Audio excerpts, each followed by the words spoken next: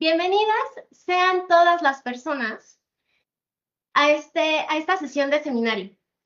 Para comenzar, voy a ceder los micrófonos a la doctora Rocío Elisa Carrera Cerón, quien es titular de la División de Educación y Formación en Salud. Adelante, doctora. Muchas gracias.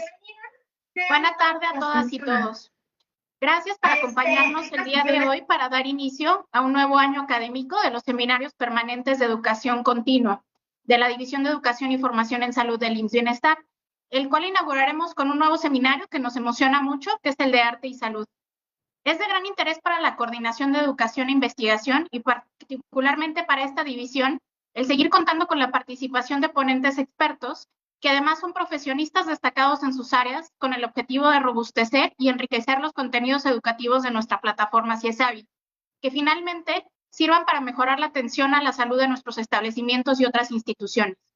Quiero agradecer a todo el equipo de la Subdirección de Educación Continua y Permanente, quienes encabezan toda la logística relacionada, y destaco de forma particular el trabajo y esfuerzo de la coordinadora de este seminario, que es la doctora Paola Julieta Sarcochín, que ha preparado para ustedes un calendario anual de temas fundamentales alineados a las prioridades en salud sobre el arte, así como al ponente del día de hoy, el doctor Alejandro García Delgado, quien nos hablará sobre expresiones artísticas desde la perspectiva geriátrica.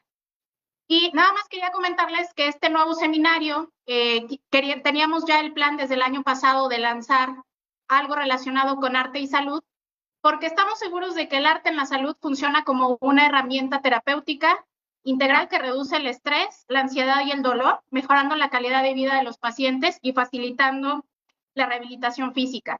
A través de diferentes expresiones artísticas se promueve la salud mental, la expresión emocional, la estimulación cognitiva y la humanización de los entornos hospitalarios, obteniendo beneficios clave para nuestros pacientes como un buen impacto en su salud mental, ayuda en las terapias complementarias, como mencioné, apoyo en enfermedades graves, la humanización de los entornos hospitalarios y el desarrollo cognitivo y físico. El arte no va a sustituir a la medicina tradicional, sino que va a actuar como un poderoso aliado que aborda al ser humano desde una perspectiva holística y biopsicosocial. Muchas gracias, bienvenidas y bienvenidos.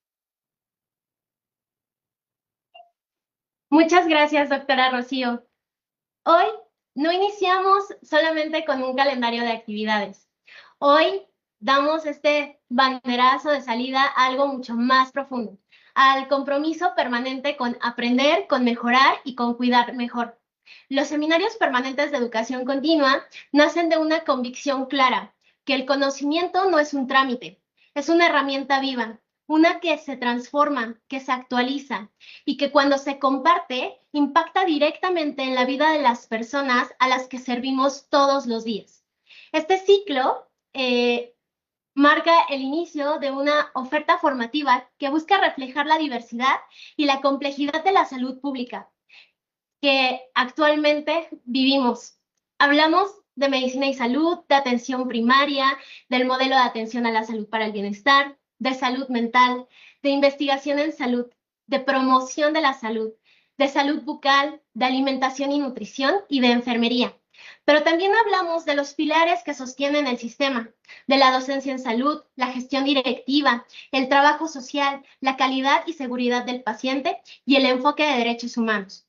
Porque formar no solo es transmitir conocimientos clínicos, es fortalecer decisiones, liderazgos, procesos y sobre todo valores. En el sistema de salud, aprender no es opcional, aprender es una forma de responsabilidad ética. Es decir, me importa hacer mejor mi trabajo, me importa la persona que está frente a mí y me importa el futuro de nuestra atención en salud.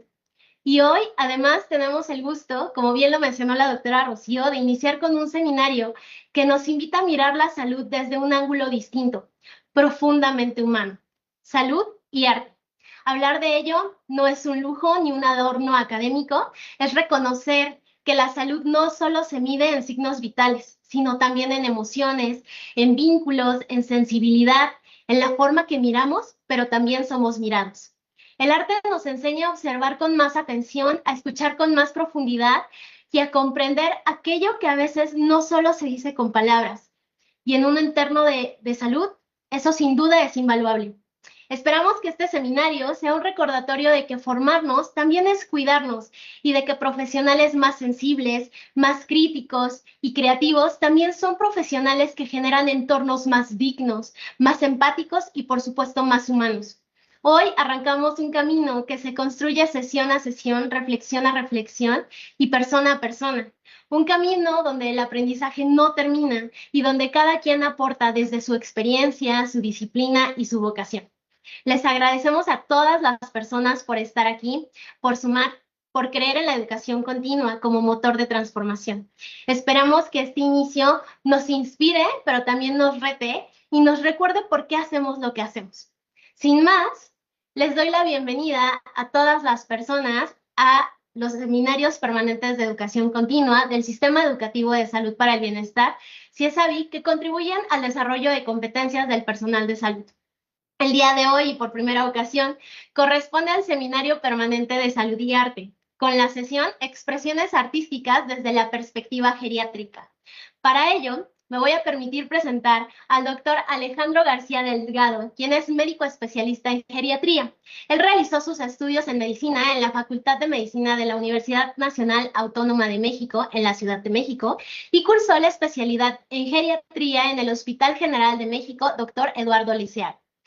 Cuenta con experiencia docente como profesor de asignatura de la materia de geriatría en la UNAM, el Instituto Politécnico Nacional y otras universidades del país.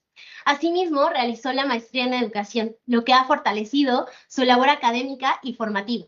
Ha participado con conferencias, cursos, diplomados, simposios y congresos, desde donde difunde las particularidades de la geriatría, tanto al personal de salud como al público interesado en el entendimiento del envejecimiento y de las personas mayores. Además, es autor de diversos artículos de divulgación científica y cultural publicados en distintos medios, así como del libro Notas de un geriatra, lectura para pacientes y parientes, obra orientada a acercar el conocimiento geriátrico a un público amplio. Les recordamos a las personas que nos acompañan desde redes sociales y también en esta sala que pueden realizar preguntas y comentarios al finalizar la ponencia. Y si desean que activamos sus micrófonos, pueden levantar la mano. Asimismo, vamos a estar leyendo estos comentarios de las personas que siguen la transmisión en redes sociales desde los perfiles de Facebook y YouTube de CIESABI. Asimismo, y antes de dar lugar a la conferencia del día de hoy, les recordamos no existe una lista de asistencia a esta sesión. Al finalizar podrán realizar su evaluación para obtener su constancia. Adelante, doctor Alejandro, un gusto tenerlo el día de hoy aquí con nosotros. Hola, ¿qué tal? Muy buena tarde a todos. Muchas gracias por la invitación. Bueno, a todos. Primero a mi buen amigo Luis Caballero, el doctor Luis Caballero. Muchísimas gracias a él por pensar en mí para esta primera charla. Les agradezco infinitamente el honor que me hacen tener al ser partícipe de este padrísimo seminario. Pues bueno, Pau, muchas gracias por todos estos días en que hemos estado ahí tratando de conjeturar todo esto para que el día de hoy por fin podamos estar charlando y platicando y a ver qué unión podría haber entre la geriatría y el arte. Y por supuesto a la doctora Rocío Elisa. Doctora, muchas gracias por ser coordinadora de este evento tan padrísimo que se les ha ocurrido. Ya Pau nos ha dado una cátedra sobre mucho de lo que significa el poder educar. Educar es un tema muy complejo. Siempre la cultura se transmite de una u otra manera y en este caso, pues bueno, vamos a tratar de aterrizar, de encontrar estos puntos de unión entre la geriatría y lo que se ha significado el arte en la historia junto con ella. Vamos a iniciar. No sé si ya es factible ver la presentación. ¿Sí se ve bien? ¿Vamos bien? ¿Es correcto? Ok, muchas gracias, Pau. Pues bueno, iniciamos este seminario. Muchísimas gracias a todos ustedes por estar conectados y viendo esta sesión en vivo. Y pues bueno, seguramente quedará ahí para la posteridad por si la quieren revisar después. Creo que se está transmitiendo en Facebook y en alguna otra plataforma. Entonces voy a hacer algunas preguntillas por ahí. Si alguno quiere participar y contestar ahí en el chat y demás, estaría padrísimo, se los agradecería mucho.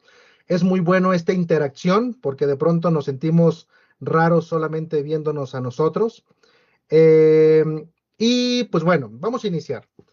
La charla le hemos titulado Expresiones artísticas desde esta perspectiva geriátrica, porque la idea es justamente esta, tratar de conjeturar qué podría haber de unión entre el arte y la geriatría.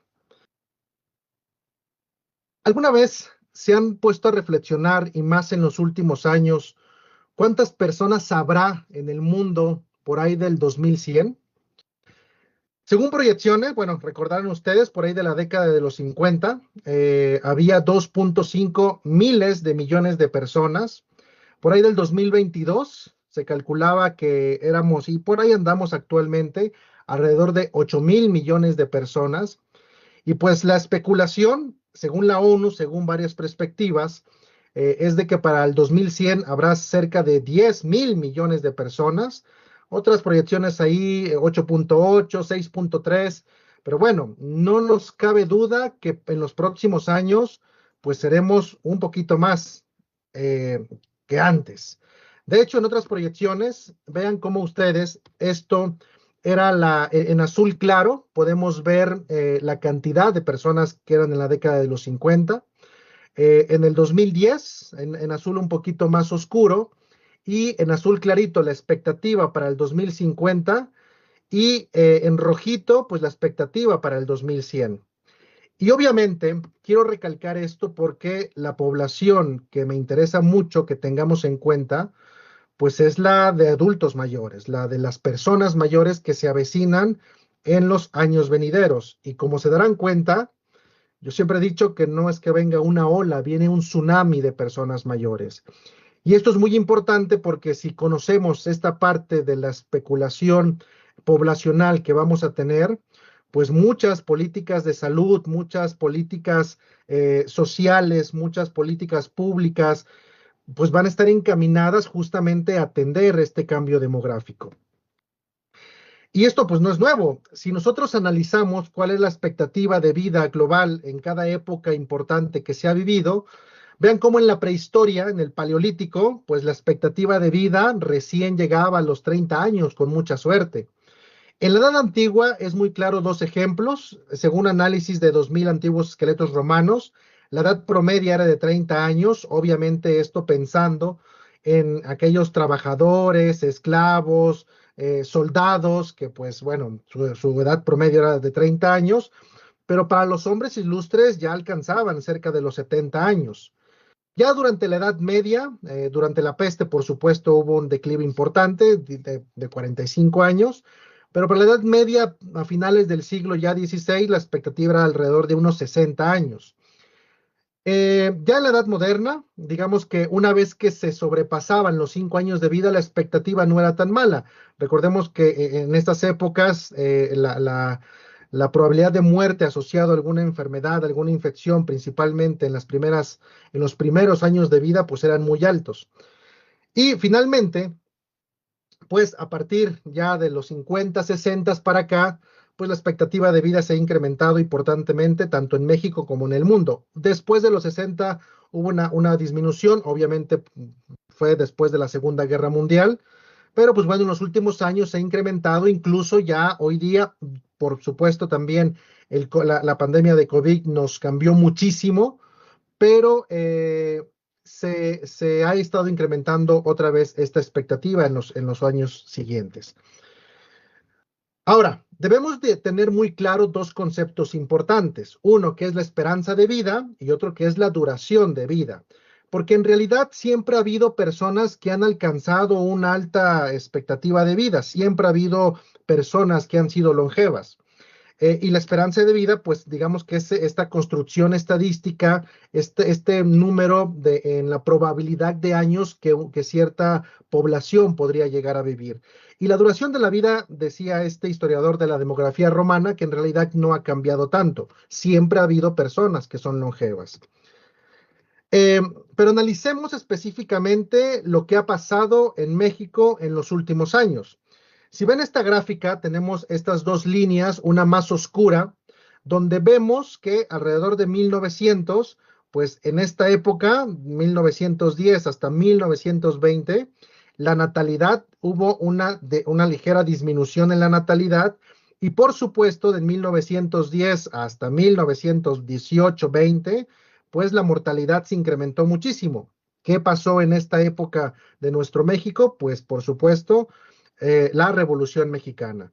Justamente en esta época empiezan 1910, 1911, pues obviamente por la revolución existe una gran mortalidad y la natalidad disminuye. Termina la Revolución Mexicana, 1920-21, y notamos que hay un incremento en la natalidad y la mortalidad, por supuesto, inicia a tener cierta disminución en esos años venideros. Hay una curvita interesante aquí en la natalidad, alrededor de 1930, donde podemos notar justamente que la natalidad cae un poquito, pero en la década de los 50, 60, otra vez hay un pico alto en la natalidad, la mortalidad sigue disminuyendo, por supuesto aquí en el ámbito mundial y global, década de los 50, 60, inician los antibióticos, lo cual disminuye mucho la mortalidad. Pero la natalidad fue un fenómeno interesante porque son estas familias mexicanas de 8, 10, 12 hijos, que seguramente por acá habrá todavía, por supuesto, generaciones que eran hasta más de 10 hijos. Alguna de mis pacientes creo que llegó a tener 18, 20 hijos. Entonces, todavía en esta época, pues fue justamente donde hubo este repunte tan importante en la natalidad. Pero a partir de los 70s y ya en los últimos años, 80s, 90s y por supuesto ya a partir del cambio de milenio, pues ha habido una disminución importante en la natalidad. Cada vez nacen menos niños. Las familias son más pequeñas, 2, 3, 4. Generalmente, pues bueno, ya en los últimos años de los 2000 para acá, 1, 2 cuando mucho. Y bueno, esto explica por qué esta natalidad ha disminuido. Y bueno, vean cómo la mortalidad se ha mantenido más o menos constante en los últimos 20 años. ¿Y qué ha pasado? En los últimos años, pues hoy día ya tenemos perrijos y gatijos, ¿no? Ya hoy día la natalidad ha disminuido muchísimo más porque, pues bueno, diferentes circunstancias, factores, decisiones que, pues bueno, está llevando a este fenómeno demográfico bastante interesante. Ahora, ¿qué está pasando? Cuando una persona se vuelve una persona mayor. Cada uno, la mayoría de aquí son del ámbito de la salud, entonces seguramente lo tienen muy claro y como estadística política pública, pues se ha definido, digamos que los 60 años, pero es muy interesante cuando preguntamos a diferentes personas a qué edad una persona se considera mayor, se considera una persona que entra en la senectud, que entra en la vejez. Pues si le preguntamos a los chavillos ahí de 18, 20 años, dicen que a los 45 ya son personas mayores, ya somos personas mayores. Por ahí de los 23, 30, pues dicen un poquito más, ¿no? 50, 55 años. Si le preguntamos ya a los de 60, ellos dicen que los 65, 60 años. Y vean entonces cómo esta percepción de la edad, según en la época en la que estemos, pues es bastante variable. Ahora, ¿qué es lo que en realidad está pasando? Generalmente utilizamos la edad cronológica para saber qué edad tenemos, pero una cosa es la edad cronológica y otra cosa es la edad biológica. También solemos pensar que es como una línea que avanza de manera parejita y que la edad cronológica avanza igual que la edad biológica, lo cual por supuesto que no ocurre. Ustedes pueden compararse totalmente con las personas coetáneas suyas, las personas de su misma edad, y ustedes van a encontrarse personas de su misma edad que se ven mayores que ustedes y personas de su misma edad que se ven menores que ustedes. Y esto es porque el envejecimiento es un proceso totalmente heterogéneo que ahorita vamos a tratar de aterrizar. Cada uno vamos envejeciendo de manera diferente. Entonces, generalmente hay esta curvita, esta línea en azul que vemos que sale desde este eje de las X y Y. Al inicio viene la línea azul y creemos que todos vamos por ahí. Hay cierta, por supuesto, margen ahí que vamos creciendo en cuanto a edad cronológica y biológica, pero imaginen que tenemos algún diagnóstico pues no tan bueno, alguna enfermedad reumática, autoinmune, oncológica, algo que nos cambie, algo en nuestro cuerpo. Por supuesto que esta curvita de envejecimiento entre la edad cronológica y biológica se podría incrementar. Si no damos un buen tratamiento, un buen diagnóstico, pues este envejecimiento se tendrá un envejecimiento acelerado, como el caso clásico de la diabetes, donde es muy claro que la diabetes y los cambios que esta enfermedad aterrizan en las personas en general, pues hacen que haya un envejecimiento mucho más acelerado. Y si no lo tratamos, si no tenemos buenos rangos de apego ahí a tratamiento, pues por supuesto que nos va a ir mal. Ahora, ¿qué es lo que está pasando? Si nosotros preguntamos, como decíamos hace un momento, ¿qué pensamos? ¿Cuánta edad tendrá? Pues no es nuevo. Y vamos a empezar aterrizándolo ya un poquito en el arte. Estoy seguro que todos ustedes conocen esta obra del gran Don Quijote de la Mancha de Miguel de Cervantes Saavedra.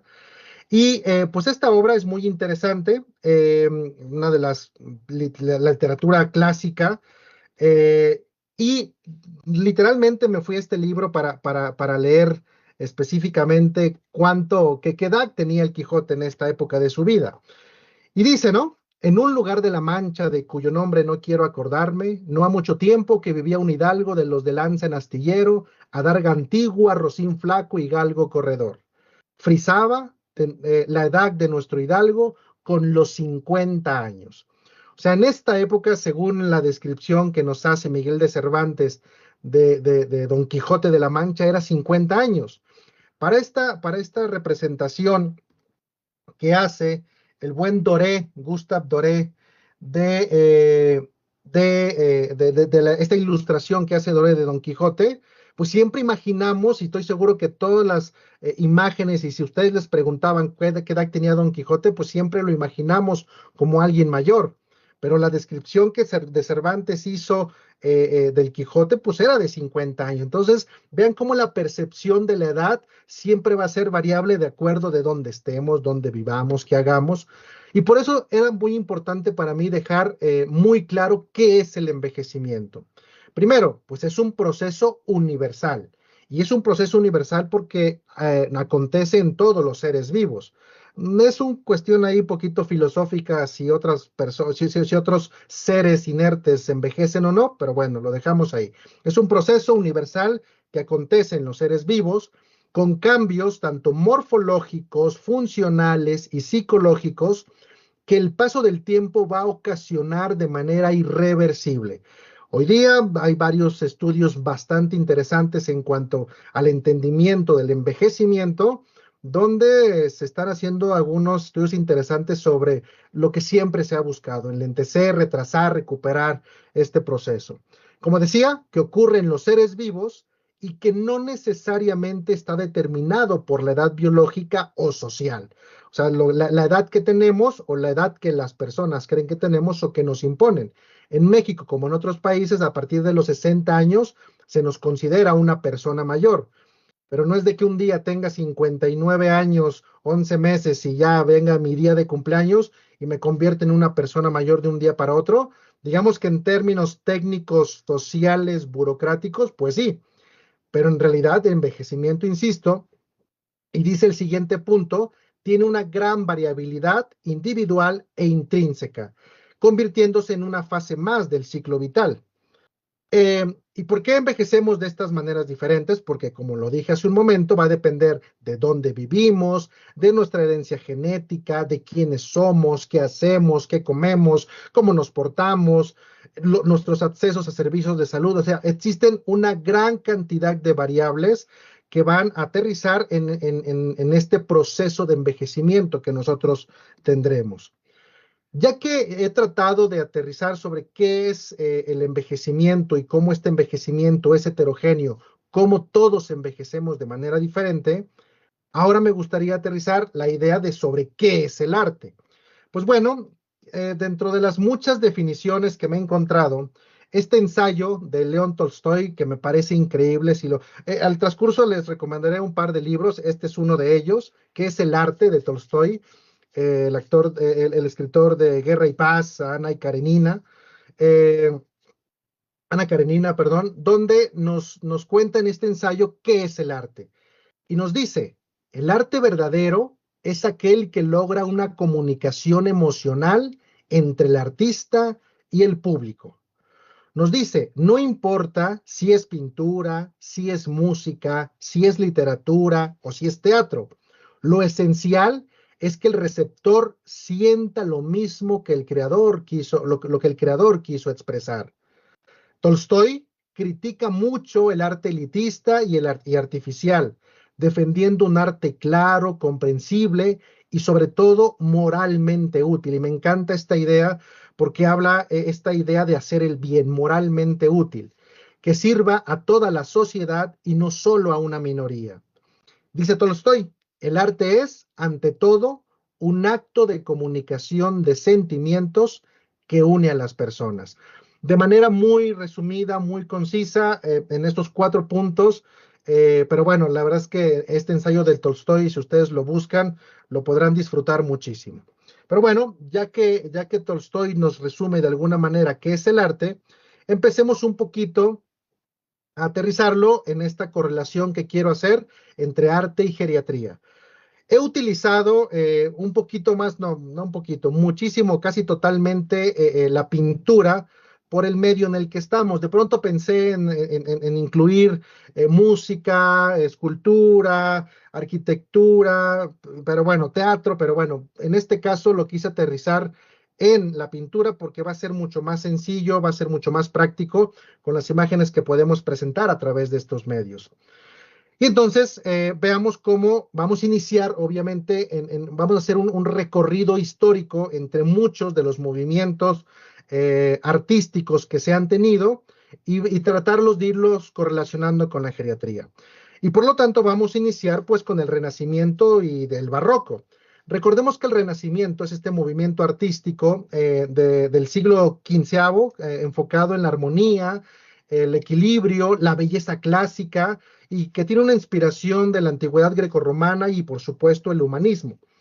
Por otro lado tenemos al barroco, ya a principios del siglo XVII, que se caracteriza por el dinamismo, el dramatismo, la intensidad emocional, la teatralidad y el uso de contrastes buscando siempre impactar al espectador. Entonces ya con estas características podríamos empezar a diferenciar cuáles son del Renacimiento y cuáles son del Barroco.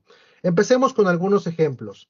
En esta pintura clásica del gran Domenico Giraldaio, que Domenico, 1940, hizo esta pinturita que se llama Anciano con su nieto. Y esta pintura me gusta varias razones. Una de ellas es porque pues, representa a una persona mayor. Y en esta relación amorosa de los abuelos con los nietos. Pero además de ello, yo creo que todos ustedes, si analizan la imagen, ya se empezaron a dar cuenta ciertas características de esta persona mayor que nos representa Giraldaio. Es algo característico en su nariz, supongo que muchos ya lo notaron.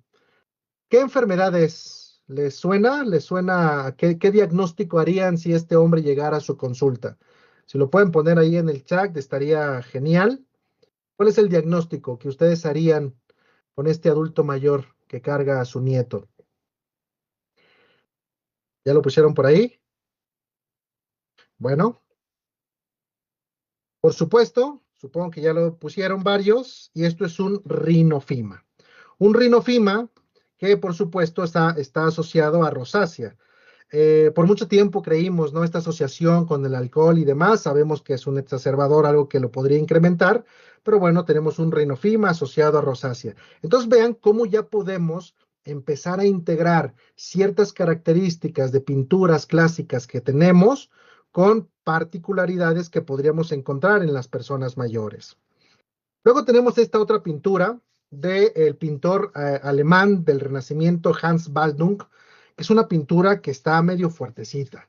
Vean cómo aquí en estas dos pinturas contrastadas tenemos la armonía, o le pone las tres gracias, donde vemos a tres mujeres jóvenes, firmes, contentas, presuntuosas de su belleza, que vemos esta posición, ¿no? Enaltecida, bonita, con unos árboles ahí de fondo, verdes, pues padre, ¿no? Y del otro lado, a la derecha, pues vemos las tres edades y la muerte. Y vemos aquí ya a una mujer, sí joven, pero la vemos ya con un semblante, pues no tan contento.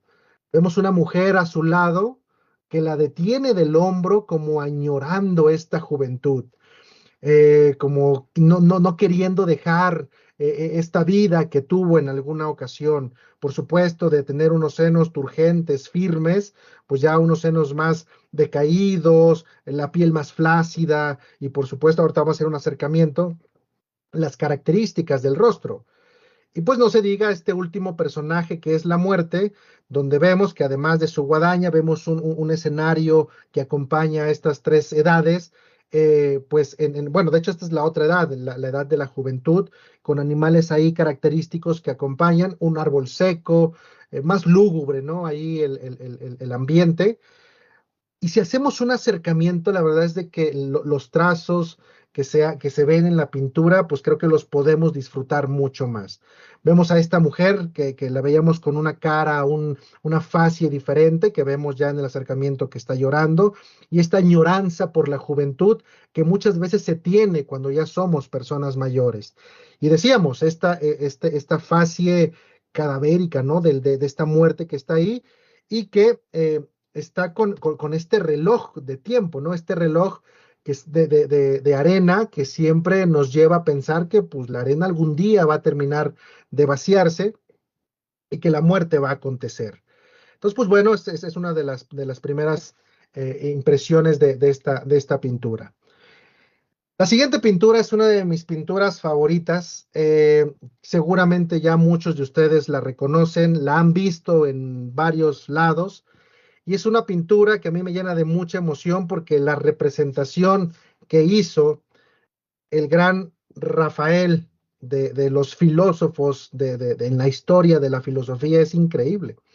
La Escuela de Atenas, del gran Rafael, una pintura de 1510-1512, donde tenemos a los grandes filósofos hasta ese momento, ¿no? Hasta que Rafael había pintado esta obra.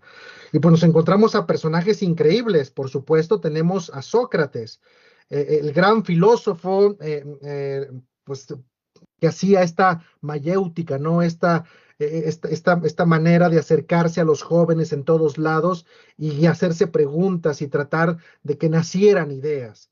Por supuesto, tenemos a su mejor alumno de Sócrates, que fue el gran Platón.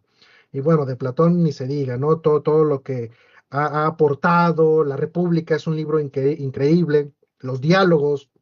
Entonces, el gran alumno de Sócrates, Platón, y luego tenemos a su otro alumno de Platón, que fue Aristóteles, y bueno, de Aristóteles, aunque se ha perdido una gran cantidad de su obra, creo que se ha perdido más del 70-80% de todo lo que escribió, pero bueno, Aristóteles todavía hay grandes libros, por supuesto, la Ética Nicomaquea es impresionante, para todos los que han leído Ética, es un libro básico que siempre hay que tener presente de Aristóteles. Y bueno, y además de Aristóteles, tenemos a otro de sus grandes alumnos ahora de Aristóteles, que es Alejandro Magno, que yo creo que todos lo tenemos muy presente. Y además hay un montón de filósofos más en esta pintura. Tenemos a Epicuro, tenemos a Anaximandro, tenemos a Pitágoras, a Heráclito, a Diógenes, al perro Diógenes, Arquímedes y un montón de filósofos más. Y quise traer esta pintura a colación porque Platón y Aristóteles hicieron dos reflexiones interesantes de la vejez. Para Platón, él dice que se envejece como se ha vivido. Él habla de este antecedente de una visión positiva de la vejez, donde él habla de la importancia de la prevención y la profilaxis. Repito, dice Platón, se envejece como se ha vivido. Y luego, pues, prepararse para la vejez en la juventud. Para Aristóteles era un poquito más rudo, porque para Aristóteles él consideraba 4 etapas de la vida: la infancia, la juventud, la edad adulta y la senectud. Esta última en la que se llegaba al deterioro y la ruina. Incluso Aristóteles considera a la vejez como una enfermedad natural. Hay un libro muy interesante, totalmente recomendado, me lo acabo de encontrar hace poquito, lo pueden buscar y seguramente está gratis, yo lo descargué hace un tiempo y la verdad es que qué bueno que el autor nos ha permitido descargarlo, porque está padrísimo, recomendado totalmente, La vejez y los filósofos, totalmente recomendado al buen ahí José Enrique Gómez Álvarez, un libro que vale mucho la pena leer. Continúo con Quentin Massys, que es un pintor flamenco, o sea, de la Flandes, la actual Bélgica, fundador de la Escuela de Amberes, cuya obra representa la primera síntesis efectiva entre la tradición flamenca y las ideas del Renacimiento italiano. Y Massys hizo esta pintura que me parece interesante, ya vemos un cambio en la pintura anterior que se hacía, vamos a ir viendo esta evolución, cómo va cambiando, y hace este retrato, ¿no? Retrato de anciano, un hombre seguramente pues con recursos que pues en este caso Massys lo representa totalmente de perfil, pero vemos cómo es esta idea del adulto mayor pues hace 500 años. Y me gusta mucho porque además Massys tuvo un hijo bien interesante que es Jan Massys, hijo de Quentin Massys, que hizo esta otra pintura que a mí me gusta muchísimo más, que se llama Vieja mesándose los cabellos, de 1553.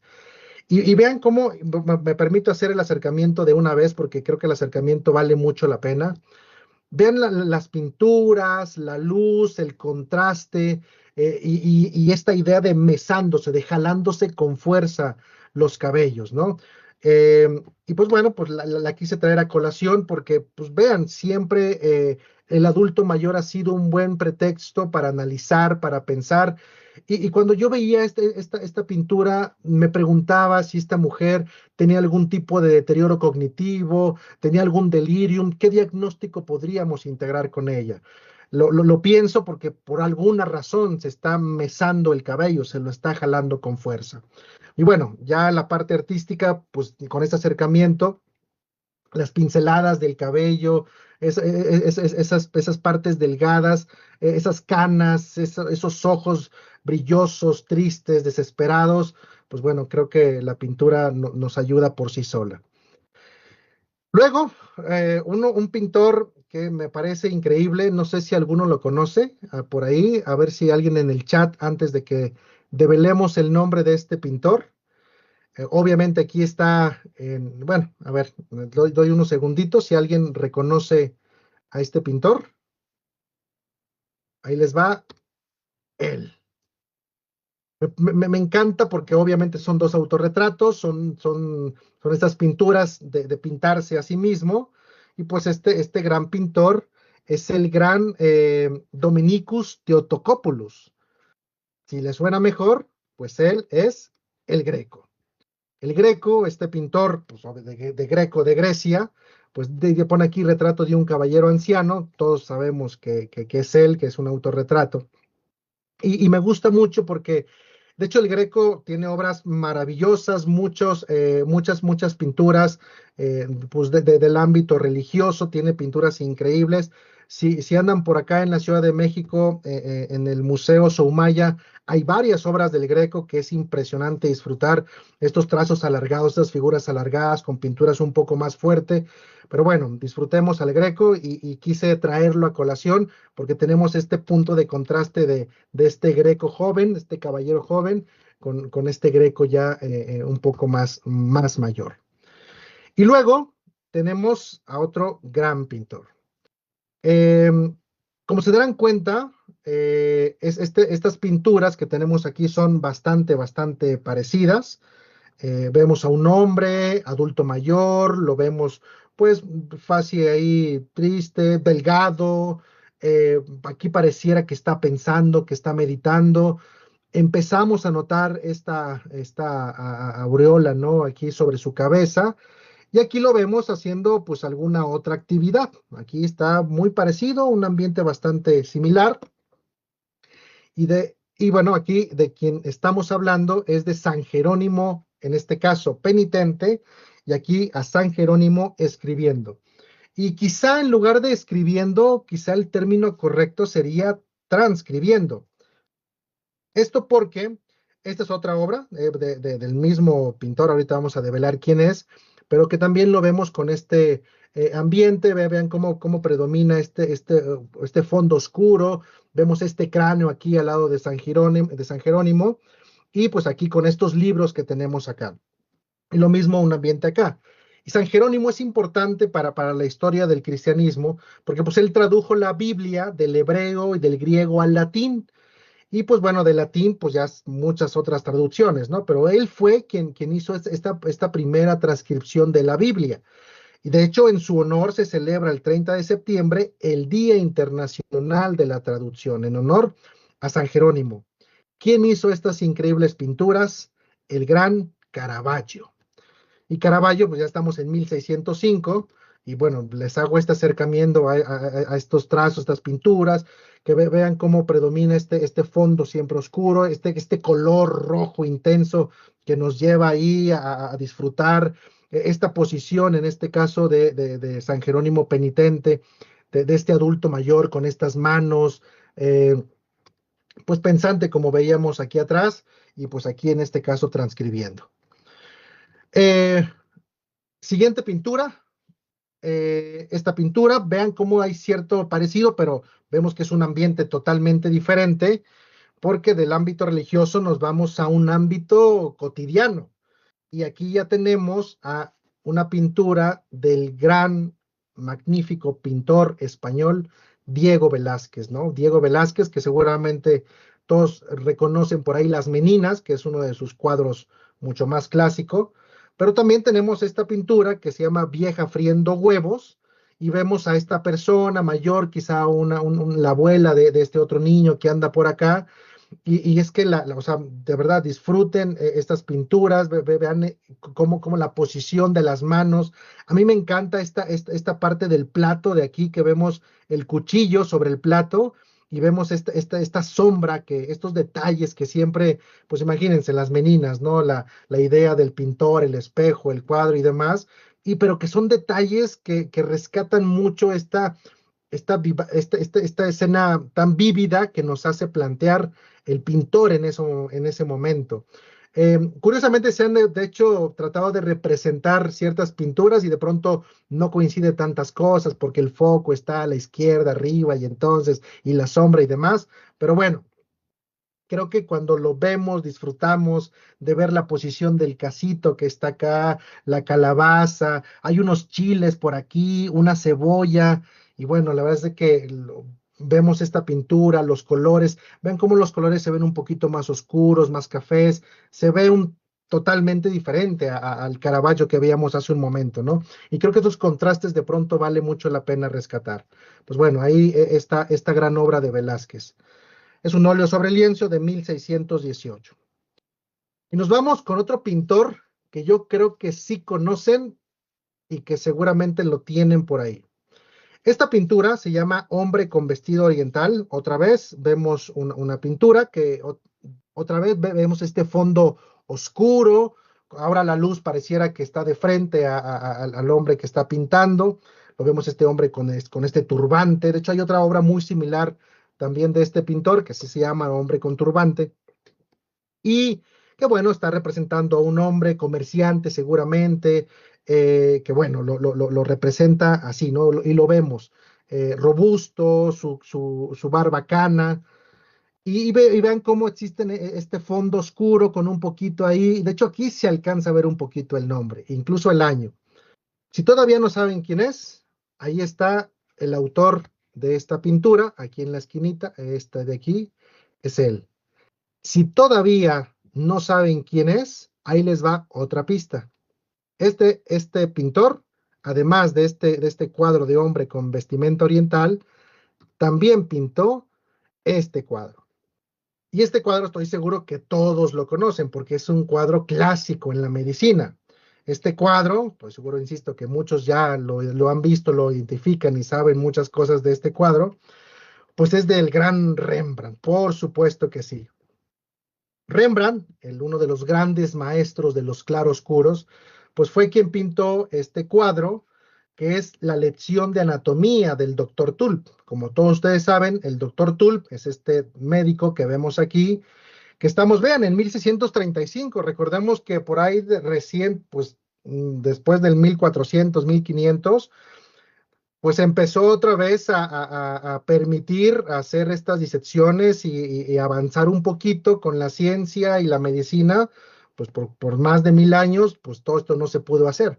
Entonces vean cómo aquí ya en estas clases de disección que se hacían ante un público grande, pues aquí tenemos a uno de estos grandes maestros, que es el doctor Tulp.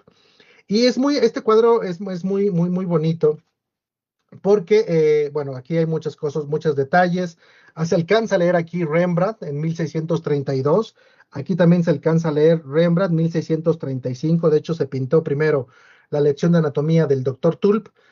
Pero es un cuadro bonito que incluso ha sido muy criticado, ¿no? Ha sido muy criticado porque es bien curioso cómo el cadáver que está mostrando el doctor Tulp tiene hasta ciertos errores. Si ustedes notan, el brazo izquierdo llega pues más o menos en el primer tercio a la mitad del muslo izquierdo, que es más o menos a donde llega nuestro brazo. Si lo colocamos, estamos acostados, llega alrededor del tercio medio del muslo. Y vean a dónde llega el brazo derecho. O sea, el brazo derecho, vean, o sea, obviamente no hay concordancia, no hay armonía, o bueno, pareciera que no hay armonía, porque a veces ni nos damos cuenta, pero vean cómo este brazo izquierdo está totalmente largo y este brazo derecho parece un brazo acortado, parece un brazo que ni pareciera del cadáver. Entonces son de esos detallitos que ya se han criticado mucho de esta pintura. Y el otro detalle ya es demasiado técnico, porque el músculo que está mostrando aquí el doctor Tulp es el flexor común de los dedos, que se inserta a nivel del codo en los opicóndilos, y aquí pareciera que este músculo se nos va hasta el hombro, ¿no? O sea, son de esos detallitos, insisto, técnicos, pero que bueno, la idea y la representación que Rembrandt hace de este cuadro es padrísimo. Y es muy bonito también que en esta esquina inferior derecha del cuadro de Rembrandt tenemos uno de los libros clásicos de medicina, ¿no? Que es De Humanis Corporis Fabrica, de Andrea Vesalio. Entonces hay muchos detallitos bonitos en este cuadro del gran Rembrandt y que quise traer a colación ahora que presentamos esta pintura de hombre con vestimenta oriental. Y luego pasamos a estas dos pinturas, que si se dan cuenta, hay elementos bastante parecidos a los de Rembrandt. Este fondo oscuro, este foco que aquí está aquí arriba a la derecha, vemos este librito, aquí tenemos en lugar de un libro a un gato quisquilloso, precioso, que está ahí jalando ya el mantel para comerse el pan o lo que haya de comida por acá, un pescadito, lo que haya, mientras esta mujer está, una anciana dormitando y anciana rezando. Son detalles padrísimos que a mí me gustan mucho de estas dos pinturas, y que curiosamente no son de Rembrandt. Estas dos pinturas pertenecen a uno de sus alumnos, Nicolaes Maes, que fue alumno de la escuela de Rembrandt. Pero bueno, creo que la similitud del alumno y el maestro es más que evidente y clara, y con ciertos elementos bastante parecidos. Nos vamos un poquito ya más adelante, ya vamos en 1633, y tenemos esta pintura que se llama Retrato de una mujer de 60 años, vean ustedes. Esta pintura pertenece a Frans Hal, y Frans Hal quizá no le suena tanto, pero bueno, él hizo esta pintura que bonita, pues obviamente una mujer robusta, seguramente pues de grandes recursos, que está ahí, la pinta padrísimo Frans Hal. Y la quise traer porque justamente vean cómo era esta mujer de 60 años, pues hace 400 años. Pero Frans Hal tiene una pintura que estoy seguro todos ustedes han visto en alguna ocasión. Y la pintura es esta. Esta pintura tan famosa, este retrato de Frans Hal, pues es nada más ni nada menos que André Descartes. Entonces, él fue quien hizo este famoso retrato de Descartes, ¿no? De Descartes, el gran filósofo francés. Y luego nos vamos ya un poquito más adelante con esta otra pintura de otro de mis pintores que me encantan. No sé si alguno la conoce, pero esta pintura se llama El tiempo y las viejas. Y esta pintura está hecha por otro gran pintor español, que es Francisco Goya. Y en esta pintura Goya pues representa a estas dos mujeres, esta mujer sentada, triste, dubitativa, con añoranza, con este vestido además de que pareciera un vestido nupcial, y que tenemos a su lado a una mujer con una facie cadavérica, con esta facie ahí medio tosca, que le está mostrando un espejo. Y en este espejo, esta mujer le dice, ¿qué tal? ¿Cómo ves? Pareciera que Goya se está burlando, pareciera que Goya le está haciendo pensar, o sea, como lo veíamos en la pintura de las tres edades y la muerte, de cómo el paso del tiempo pues tiene estos cambios sobre nosotros. De hecho, lo hace literalmente.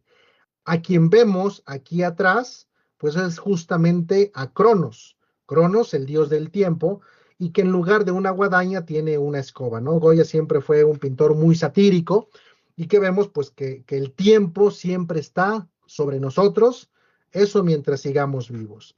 Entonces, pues bueno, Goya hace esta crítica y no fue la única.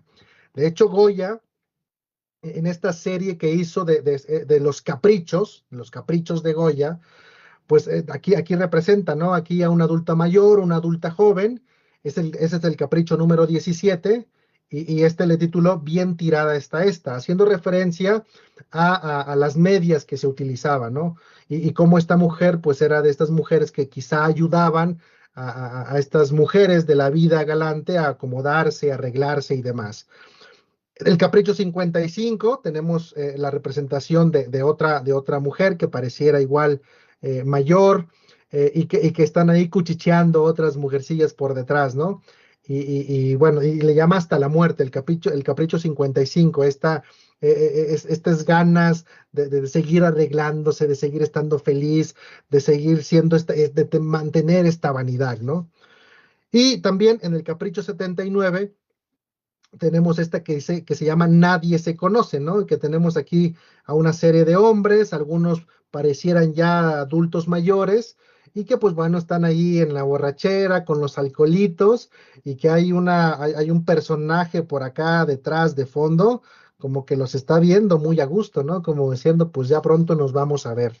Entonces vean cómo Goya, esta manera de pintar de Goya, de burlarse, de criticar a la sociedad de su tiempo, pues siempre lo hacía de esta manera bastante satírica. Y otra pintura, que de hecho una pintura que tenemos por aquí en una de las paredes, a mi hijo le daba mucho miedo cuando esta pintura, dice, papá, esa pintura me da miedo, ¿no? Y es una pintura también de Goya, de su serie de las pinturas negras, y vean cómo pues, vemos a dos personas, por supuesto, de facie totalmente cadavérica, pues tenebrosa, se ve con miedito, y los colores utilizados por Goya, estas pinceladas que parecieran descuidadas, estas pinceladas gruesas ahí, estos colores, pero es increíble cómo con estos trazos se pueden formar estas curvas. A mí me encanta mucho la nariz, no sé si sea porque se parece a la mía, pero esta nariz que hace aquí Goya con esta curva aquí es increíble, insisto. Esta pintura se llama Dos viejos tomando sopa o Dos viejos bebiendo sopa, también como decía de Goya. Ya después, para que se le quitara el miedo a mi hijo, dijimos que eran dos viejos tomando cerealito, para que ya pensara otra cosa, y bueno, parece que sí funcionó y ya cada vez le da menos miedo y ya aguanta tenerla por aquí cerca esta pintura. Pero bueno, vean cómo tenemos estas grandes representaciones de Goya, de esta sátira que él siempre hizo a través de su arte. Y vean cómo cambiamos así radicalmente, ya nos vamos a 1871, con esta pintura de James McNeill, que es La madre del artista. Una pintura totalmente diferente a la que acabamos de ver de Goya, vean, o sea, 50 años después, McNeill hace esto, una pintura cuidada, armónica, con a su mamá pintándola de perfil, con colores muy cuidados, incluso con un cuadrito ahí de fondo donde vemos algún río que está pasando, o sea, un contraste pues totalmente diferente. Y vean, aquí tenemos a Ana Matilda, que es la madre del artista, que en ese momento contaba con 67 años. Y nos vamos con otro pintor que también, híjole, ya no sé cuál es mi pintor favorito, pero este es otro de ellos. Tenemos al gran Claude Monet. Monet, pintor francés, que quizá todo el mundo lo recordamos por estas pinturas murales que hacía, que son los famosos nenúfares, ¿no? Pero ahorita vamos a profundizar con ellos. Y vean, les muestro esta pintura, porque esta pintura básicamente representó el origen del impresionismo. El impresionismo es esta corriente artística que justamente Monet, uno de sus grandes representantes, como Manet, Renoir, entre otros, que vemos cómo la idea era tener una impresión del momento en que se estaba pintando o haciendo una pintura. De hecho, ahorita lo vamos a ver, pero muchas veces hubo que suceder varias situaciones donde hubiera ya ciertas pinturas que fuera factible desplazar y que nos aguantaran para que se pudieran hacer estas pinturas al aire libre. En ese momento de la época fue cuando se pudo hacer esto y entonces ya los pintores podían salir fuera de sus estudios a hacer pinturas. Y Monet fue uno de ellos. Y esta pintura llamada Impresión Sol Naciente, pues fue justamente la pintura representativa de este movimiento. Impresión, un momento, captar la luz, captar el momento, captar la oscuridad, ese sol rojo que vemos de fondo, con ese fondo de luz rojo que vemos al final, con este lago, este mar que vemos aquí, este es bonito. Entonces, a partir de aquí se tomó el nombre del impresionismo. Ahora, Monet tenía esta casa suya padrísima. Si ya han ido a Francia y tuvieron oportunidad de ir a la casa de Monet, o si van a ir, por favor, planéenlo, porque podrían estar aquí en esta casa de Monet, donde alcanzamos a ver esto de aquí atrás. Este es su laguito, aquí tenemos los famosos nenúfares y tenemos el famoso puente japonés, ¿no? Estas pinturas que Monet hizo cientos de ellas, y que vemos esta representación, este Monet que tomaba básicamente un momento, una foto del momento en el que pintaba el cuadro, porque no es lo mismo pintar esto a las 10 de la mañana que pintarlo a las 5 de la tarde. Entonces, de hecho, por eso había como muchas series de una misma pintura, pero con diferentes colores, porque era pintado en diferentes momentos del día, tener la impresión de ese momento. Entonces, por eso tenemos pinturas como esta. Vean cómo el contraste ocurre rapidísimo. ¿Pero qué creen? Monet inició a padecer uno de los grandes problemas que acontecen en las personas mayores. De hecho, sigue siendo uno de los principales motivos de ceguera reversible en las personas mayores. Monet tenía cataratas. Y las cataratas pues estaban lesionando, estaban disminuyendo importantemente su capacidad visual.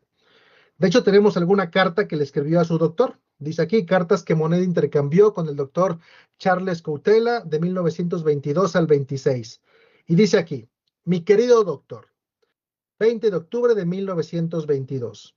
Creo que se acerca el momento de entregarme a usted con confianza, aunque no sin preocupación, lo confieso. La primera operación podría realizarse la primera semana de noviembre en Giverny, como prometió, y 15 días después en París, para la segunda. Estoy bien, gracias a sus gotas que mejoran mi visión, por no decir que veo bien, pero no tengo más y perdí su receta y la dirección del proveedor. Por lo tanto, le agradecería mucho que me enviara una segunda bombilla por correo y lo antes posible, porque lamentaría perderla aunque fuera por un solo día. Gracias de antemano y crea en mis distinguidos sentimientos. Estaría padrísimo, ¿no? Que tuviéramos pacientes ahí como el gran Monet, que nos escribiera cartas tan bonitas. Pues bueno, vean cómo Monet empieza y nos hace muy claro y muy patente este déficit visual que empieza a tener. ¿Y qué haría un pintor que empieza a perder la vista? ¿Qué harían ustedes si ustedes fueran ese gran pintor que tiene que tener esta impresión, este momento del día, esa luz, eso que están captando, ¿qué harían? Pues seguir pintando lo que sus ojos ven. Si alguna vez se han preguntado cómo ven un adulto mayor con cataratas, pues justamente fue lo que Monet nos enseñó a través de sus obras. ¿Recuerdan aquellas pinturas que veíamos? Vemos cómo estas pinceladas empiezan a ser más gruesas, más descuidadas. Incluso llegó a pintar esto, que creo que, bueno, es más que evidente cómo podemos disfrutar a través de los ojos de Monet la impresión que él tenía a través de sus ojos. Eso veía. Así veía Monet. Pasando con el siguiente pintor, tenemos, estoy seguro que lo conocen, a este gran pintor, viejo con una pipa. En este caso tenemos a este hombre sentado con su pipita aquí, fumando su pipa, y esta pintura pertenece, aquí se alcanza a ver en la esquina inferior de este ladito, aquí de derecha de la pintura, que es del gran Vincent Van Gogh, pintura de 1883. Y vean cómo hay otra gran pintura del mismo Van Gogh, que son los comedores de patatas, una pintura. Vean, es que es bonito, pues, cómo disfrutar este momento familiar. Y me gusta mucho esta pintura porque vemos tanto a la persona joven, y aquí pareciera que hay dos personas mayores, pues compartiendo este momento de familiaridad, de comer, de compartir un momento juntos, ¿no? Que cada vez me parece preocupante cómo vamos perdiendo este bonito ejercicio, esta reunión que se hace de compartir los alimentos. Y pues bueno, vean cómo en este caso siempre el adulto mayor puede ser partícipe, y no olvidemos que es parte de la integración que debemos tener al momento de cuidar una familia. Además de ello, tenemos esta otra pintura, que esta se parece un poquito a la que vimos hace un momento, pero este boceto, que por supuesto ya lo conocen, el mismo Van Gogh hizo, ya estamos en 1890, que es el de Anciano en Pena. Si les soy sincero, a mí me gusta muchísimo más el boceto. De pronto notamos estas pinturas y parece, digo, obviamente, por supuesto, es la corriente artística, que es el posimpresionismo ya en este caso, de esas pinturas de Van Gogh. Pero no sé, a mí me gusta más este boceto al lápiz, los trazos, me termina de gustar más. Por supuesto, ya la pintura original de Viejo en Pena o Anciano en Pena, pues no deja de ser maravillosa, increíble, estas pinturas azul, con el fuego aquí de fondo, y pues vemos a un adulto mayor que por supuesto que está con dolor, un adulto mayor que para mí, desde mi perspectiva, está considerando algo que olvidamos muchas veces con las personas mayores. Si bien se considera que la prevalencia de depresión disminuye con la edad, es muy probable que estemos subdiagnosticando estos trastornos depresivos en las personas mayores. Pensamos que es por el envejecimiento, pensamos que porque ya está grande, está así y presenta esos síntomas. Y no, creo que debemos rescatar más esta atención, buscar más este diagnóstico, porque si los tratamos les puede ir mejor. Podríamos mejorar mucho, cambiar mucho la vida de esas personas mayores con depresión que no hemos identificado. Se especula que en la comunidad, pues entre el 5 al 10%, imagínense, 1 de cada 10, que me parece muchísimo, e insisto, creo que estamos subdiagnosticando este padecimiento, y que incluso la prevalencia se incrementa mucho en casas de cuidados o en hospitales, 16-50%.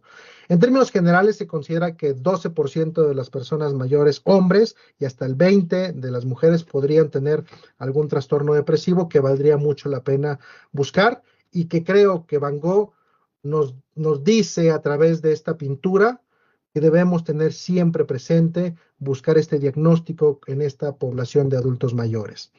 Si les interesa un poquito más, está este libro, Anhelo de Vivir, de Irving Stone, que es maravilloso, totalmente recomendado. Si se lo pueden conseguir y leer. Créanme que disfrutarán mucho conocer muchos de aquellos chismecitos que conocemos del gran Vincent Van Gogh. Creo que alguien levantó la mano por aquí, vi algo en el chat. Dice, no, nada. Rembrandt, sí, exacto, sí, así es. Muy bien. Y bueno, totalmente recomendado. El expresionismo, Marc Chagall, estas pinturas me gustan, son pinturas, quise mostrar estos grandes contrastes para poder ir identificando estos cambios en cada una de estas corrientes artísticas.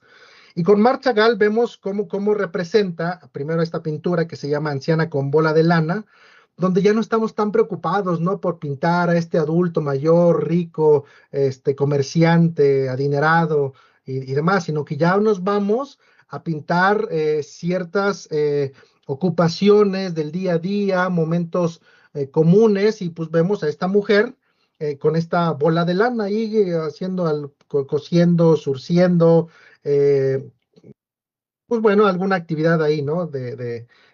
Con la lana que está haciendo, bordando. Y tenemos a este hombre que es un carnicero, ¿no? Pero para mí me parece totalmente un adulto mayor. Y pues lo vemos, ¿no? Ahí con su cuchillo, su hachita aquí para la carne. Vemos este gatito que hasta me recuerda a la otra pintura, pero bueno, que es un gato totalmente diferente, insisto. Quise tener esos ejemplos para que nos vieran como contraste. Y pues bueno, llegamos ya a una época ya más contemporánea y no sé si alguno reconoce alguna de estas pinturas o tienen idea de quién las pintó. A ver, doy unos segunditos en lo que tomo un poquito de agua. ¿A alguien se le ocurre quién es el autor de estas dos pinturas? Es el mismo, por supuesto. A ver si alguien por ahí en el chat, alguien, si nos dice. Ah, hombre, Paola, muy bien, Paola. Ni tiempo me ha dado de tomar agua, Paola. Así es, estamos hablando, así es, Jorge, así es. Estamos hablando de esta época azul, justamente, Picasso tuvo su época azul, su época rosa, pero estamos hablando de esta época azul, de este viejo viejo ciego con niño y el viejo guitarrista, ¿no? Que como bien ya nos ha dicho Paola, pues es de la época azul, en esta época o estilo protocubista, ¿no? De que todavía no llegábamos al cubismo ya totalmente asentado ¿de quién? De Pablo, Diego, José, Francisco, de Paula, Juan, Nepomuceno, María de los Remedios, Cipriano, de la Santísima Trinidad, Ruiz y Picasso. El nombre completito de Picasso. Para los cuates, para los amigos, pues le resumimos como Pablo Picasso. Y seguramente muchos ya también han conocido esta otra pintura, que también es de Picasso. Si ustedes creían que Picasso hacía estos trazos que dices, yo lo puedo hacer, mi hijo de 5 años lo hace mejor, pues esto hizo Picasso cuando tenía creo que 16 o 17 años, para un concurso ahí en el que se quiso meter cuando estaba muy chavito. Pues esto hacía Picasso antes de los 20 años. Esta pintura, que es también muy representativa de pronto en la medicina, porque tenemos a un hombre médico, parece aquí, que está tomando el pulso, que pareciera que es su padre, quien utilizó ahí como modelo a su hermana y a varios ahí que se invitó a Picasso para hacer la escena, pero que es muy bonito porque representa justamente lo que creo yo que necesitamos, ¿no? Siempre esta ayuda de la ciencia, del médico que está aquí, por supuesto, de la caridad, pues el gran, médico santo, este santo que fue el médico San Lucas, pues decía que hay que ser médico tanto de cuerpos y almas, ¿no? Entonces, pues bueno, una obra, una pintura muy bonita de Picasso que yo estoy seguro que todos ustedes ya conocían. Llego a esta pintura, que ya me voy muy adelante porque es una pintura que solamente para terminar de cerrar estas expresiones, que es el arte naif. El arte naif es este arte de pintura que parece una pintura muy sencilla, una pintura infantil, y que esta pintura la hizo mi buen amigo pintor Davide, un pintor italiano que vive aquí en México ya hace varios años, y que esta pintura me gustó mucho. Él cuenta que cuando fue a Michoacán vio esta danza de los viejitos y que aquí quiso representar estas máscaras, para evidenciar, ¿no? Cómo ponernos esta fase y que le pareció interesante cómo hacemos esta mímica y que ojalá todos, ¿no? De pronto ahí, hasta que no lo vivimos, no somos conscientes de lo difícil que es ser una persona mayor. No sé si alguno de ustedes ha tenido que usar algún bastón, algunas muletas alguna vez, pero nos cambia totalmente la vida, la percepción. Y esta pintura me gusta mucho porque creo que nos hace falta ser más empáticos. Creo que nos hace falta ponernos la máscara de viejito, ponernos la máscara de ser una persona mayor y vivir y entender un poquito lo que es vivir la situación actual, política, social, de salud, en las calles, en el mundo en general. Creo que nos hace falta mucho entender. David en sus pinturas siempre pone un relojito por ahí. En este caso dice que él no quiso poner las manecillas porque en este momento de la vida el tiempo ya es muy relativo, no importa tanto. Quiso poner unos pajarillos ahí muy infantiles, eh, recordando, decía él, como añorando la juventud y me recuerda aquella otra pintura que veíamos al inicio, ¿no? De esta mujer que añoraba esa juventud. Y me gustó tanto, pues que bueno, ya le decía a Paola hace un ratito, quise utilizar justamente esta pintura como portada para mi libro, que yo espero que les pueda hacer llegar a alguno de ustedes. Eh, Finalmente, no quiero quitar toda la parte artística de pinturas sin reconocer nuestros orígenes, porque también en nuestra cultura mexica, el adulto mayor ha sido muy importante también. Y por supuesto tenemos a este dios que es uno de mis dioses favoritos, me encanta, Huehueteotl. Huehue, recuerden que Huehue quiere decir viejo, por eso el ahuehuete, ahuehuete, y Teot que significa Dios, ¿no? Entonces Huehueteotl es el Dios viejo. Siempre que vayan ahí a Teotihuacán, pues tráiganse un Huehueteotl, yo siempre me traigo un par, siempre que voy para allá. Y vean, y tenemos esta representación de Huehueteotl, pues como este hombre anciano, sentado, encorvado, desdentado, con arrugas, y que lo característico de Huehueteotl es este brasero que tiene en la cabeza, porque antes de que existieran los soles para la cultura mexica, quien alumbraba el mundo, quien daba luz al mundo, pues era Huehueteotl, con este brasero sobre su cabeza. Todavía muchas veces, por supuesto, que tenemos esta representación de Huehueteotl en estas como ritos cristianos de encender alguna luz por ahí, y además de que la luz representa el conocimiento, la sabiduría. Por eso Huehueteotl me gusta muchísimo. Pero bueno, lo dejo por ahí. Y no olvidar a nuestros grandes artistas que aunque no se enfocaron tanto a pintar momentos de adultos mayores, pues llegaron a ser adultos mayores. Uno de ellos, Gerardo Murillo, Dr. Alt, quien aquí en este autorretrato de 1959, pues Murillo, este gran hombre que hizo paisajes increíbles de nuestro México, ¿no? Y el último que les quería mostrar, pues este otro gran pintor mexicano, oaxaqueño, que es Francisco Toledo. Y Francisco Toledo murió hace un par de años.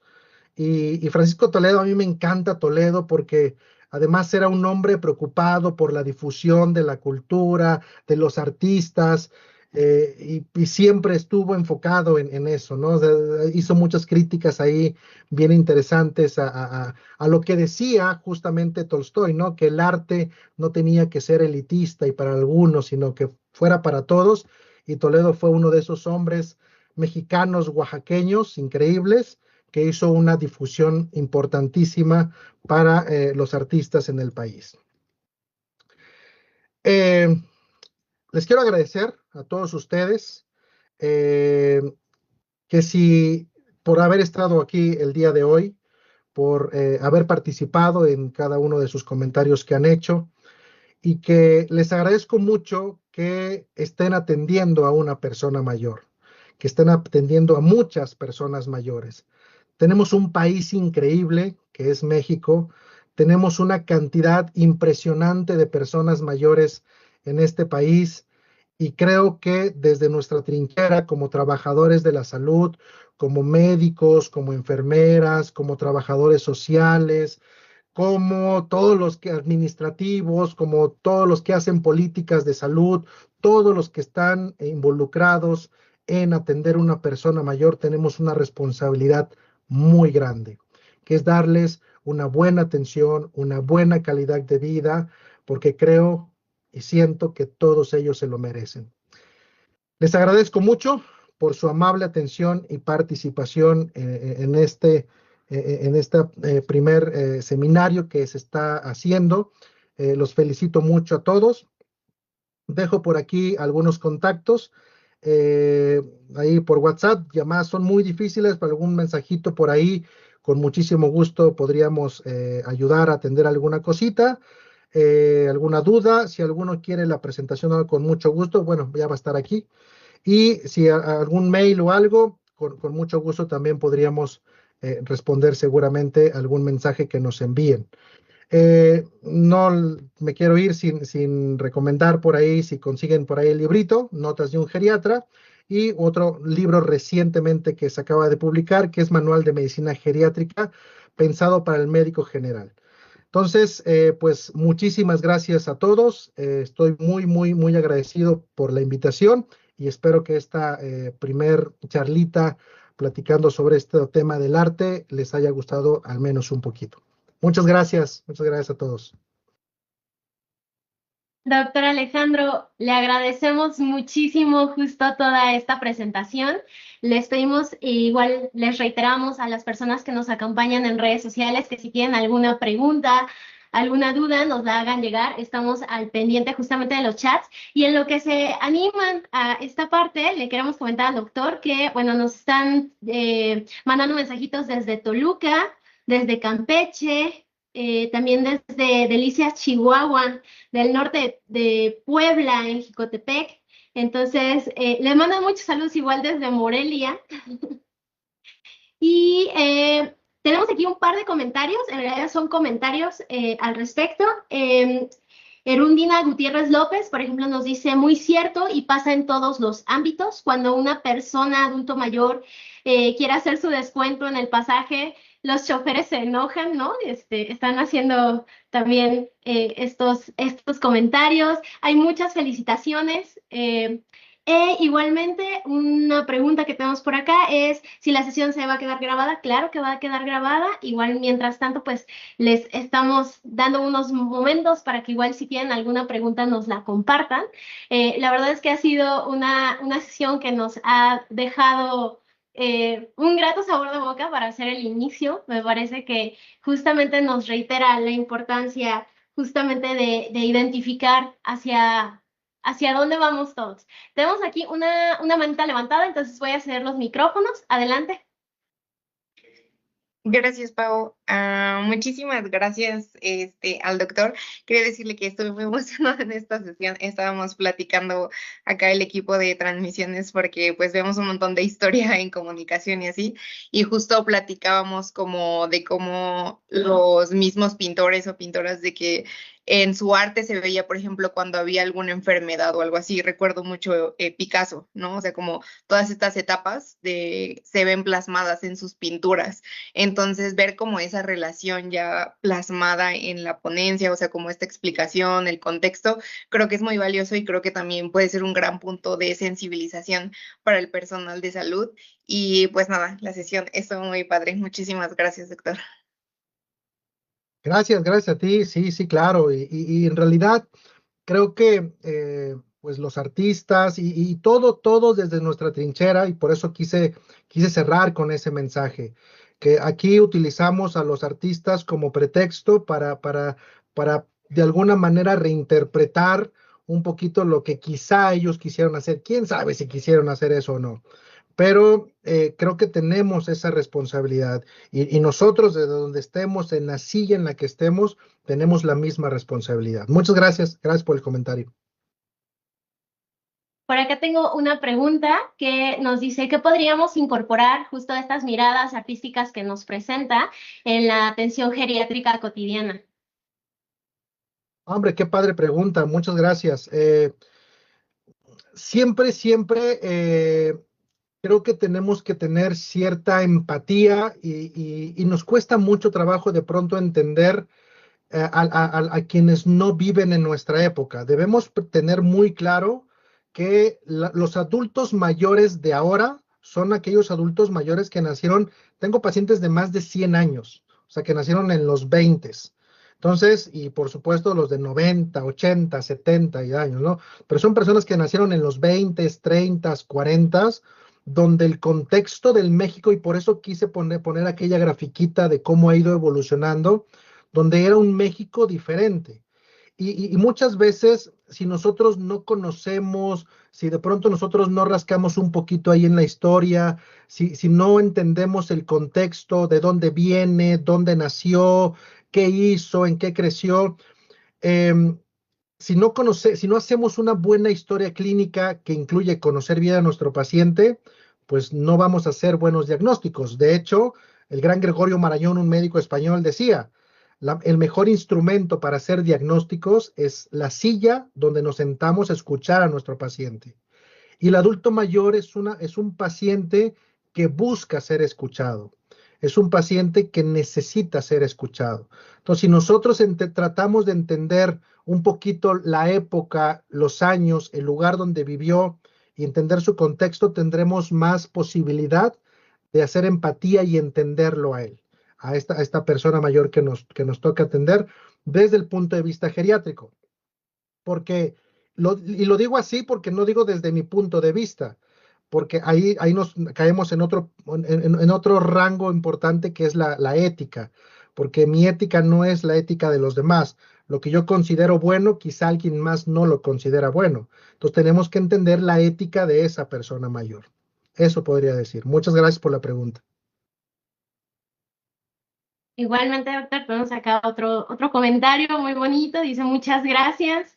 Igual nos mandan saludos desde Oaxaca.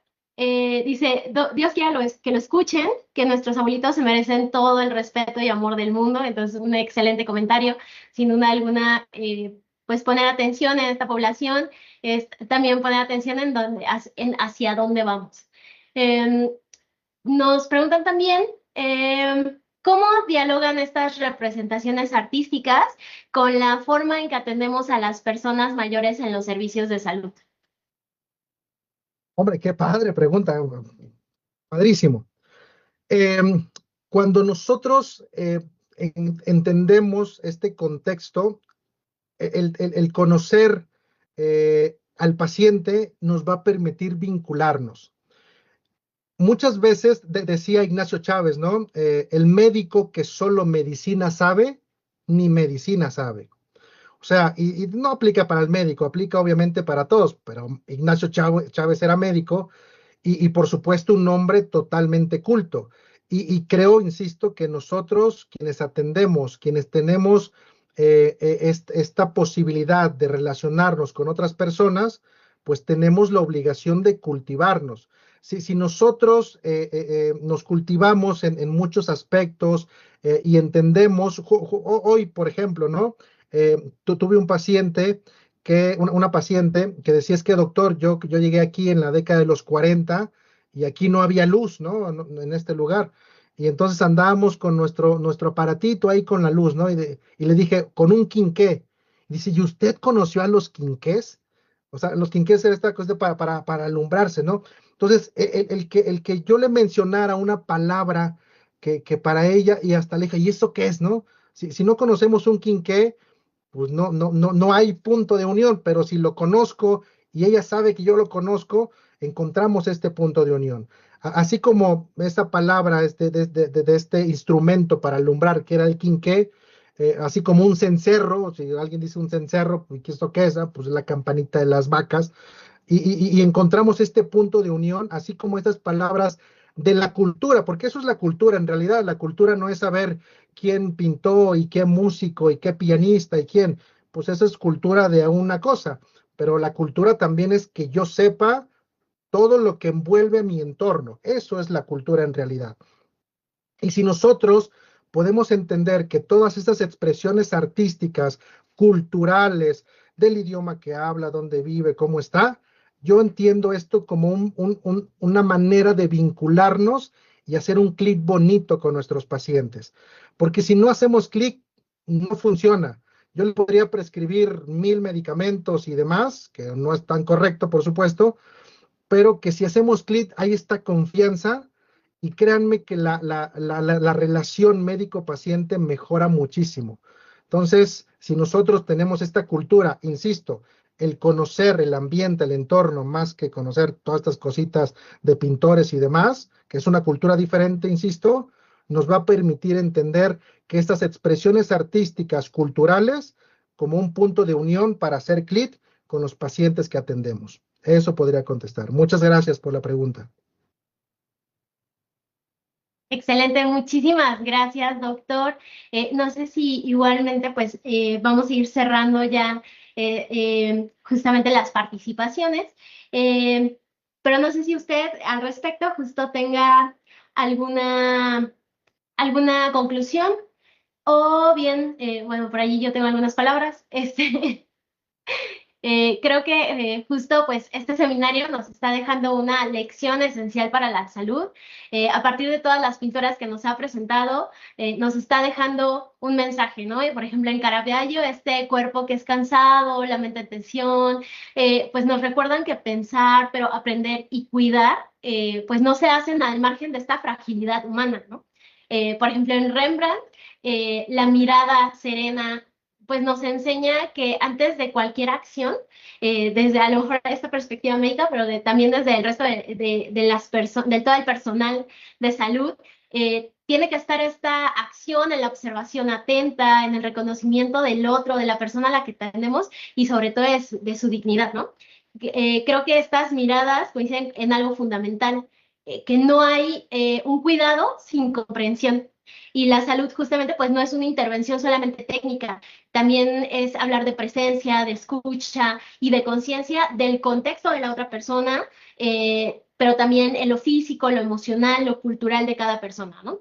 El arte no es justamente entonces este complemento decorativo en la formación de salud, es una herramienta que nos va a permitir justo afinar la mirada, fortalecer la empatía y nos va a preparar a esa atención más humana, ética, integral y que nos enseña justo que detenernos y ver mejor y partir de allí es también cuidar mejor a las personas, ¿no? Entonces, queremos que este seminario nos invite a llevar esta mirada a nuestra práctica cotidiana, pero esa mirada que reconoce esa fragilidad, valora la diversidad, por supuesto, ¿no? Ahorita que nos comentaba, bueno, tengo pacientes de más de 100 años y uno dice, wow, increíble. Y entonces es entender que cuidar la salud es ante todo, algo que mencionábamos, un acto profundamente humano. Y bueno, pues a lo largo de esta sesión me parece que justo el arte nos está permitiendo comprender la salud más allá de lo clínico, reconociéndola como esta experiencia humana, pero también integral, que al final es representada en el cuerpo por la emoción, el tiempo, la memoria y el entorno, ¿no? Entonces tenemos todos estos grandes aportes que nos está haciendo. A mí me ha parecido una excelente sesión. Yo le quiero agradecer que nos haya dado este espacio en su agenda. Creo que sin duda alguna nos está dejando una grata experiencia. Igualmente aprovechar y compartirles que las sesiones de este seminario a lo largo de este año van a ser de manera bimestral, va a ser el tercer miércoles de cada mes, entonces los invitamos a que igualmente pues lo compartan, se unan, estén al pendientes, por ahí les vamos a estar recordando en historias que estén atentos al pendiente. Entonces, doctor, no sé si quiera dar algunas palabras finales. Adelante. Hombre, pues lo has resumido muy bien, Pau. Me gustó eso que dijiste. El arte no es un elemento decorativo. Me gusta como complementario a lo que vimos que decía Tolstoy. No es un elemento decorativo para colgar en la pared, sino es un elemento, es una manera de sentir, de expresarnos, de emocionarnos, de compartir, de convivir. Muchas gracias a todos. Y vean, el arte, este día, esta tarde, ha sido pretexto para que estemos juntos compartiendo un momento y que espero que se hayan divertido, que les haya gustado y quizá hayan llevado algo allí en su bolsita para la próxima vez que tengan un adulto mayor enfrente de ustedes. Muchísimas gracias a todos. Pau, muchas gracias. Doctora Rocío, a mi buen amigo, doctor Luis, muchas gracias. Les decía hace un ratito que me gustaría obsequiar a alguien algún librito de mis libritos que tengo por aquí. Ahí no se ve, pero bueno, es el libro que les mostré. Ahí se ve, ahí No, se ve. no sé cómo hacérselos llegar porque creo que nos ven de todo el país. No sé, ¿qué hacemos? Lo rifamos entre los que se registren en En la la sección del plataforma. seminario, los primeros Los, 10. de los que saquen 10, de los que saquen 10, porque son 5 preguntas, les hice las preguntas más difíciles que pude. No es cierto, ¿eh? Son preguntas muy sencillas, ojalá que las disfruten contestar. Y si, no sé, ¿qué les parece si ya ustedes me avisan de entre los que contestaron bien, se registraron y demás, de entre todos hacemos ahí alguna tómbola o algo ahí, no sé, lo rifamos y vemos de qué manera se lo hacemos llegar. Por correo algún día llegará y no es tan caro, ¿no?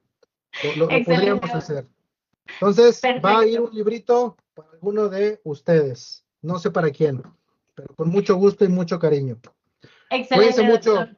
muchas Pues vamos gracias. a, gracias, doctor. Vamos a tener por allí, yo creo que la dinámica la vamos a anunciar en redes para que igual estén enterados, para que también justo tengan oportunidad de visualizar esa sesión. Y antes de cerrar, le voy a ceder rápidamente los micrófonos a la doctora Rocío Carrera, que nos ha acompañado en este banderazo de salida de los seminarios 2026. Entonces, adelante, doctora Rocío. Sí, muchas gracias a la doctora Paola, a todo el equipo de la Subdirección de Educación Continua y Permanente y a todos los personal de la División de Educación y Formación en Salud que han estado apoyando esta transmisión con la logística. Agradecerle infinitamente al doctor Alejandro García Delgado que nos haya acompañado, que nos haya dado esta excelente plática. Qué gusto para mí es que el primer seminario 2026 haya sido arrancando un seminario que ya queríamos ofrecerles al personal de salud desde hace mucho tiempo y que haya sido con esta temática y con esta línea, pues qué mejor. Ya pronto para todo el personal estaremos compartiendo el calendario de los seminarios permanentes para el resto del mes de febrero. Y doctor, muchísimas gracias a nombre del doctor Luis Ernesto Caballero, titular de la coordinación. Le agradecemos y también a todo el personal de salud por su tiempo, por estar conectados y esperemos que esto sea algo nuevo que nos ayude a impulsar y mejorar la calidad de la atención en nuestras unidades a través del arte y la cultura. Muchísimas gracias y buenas tardes a todos.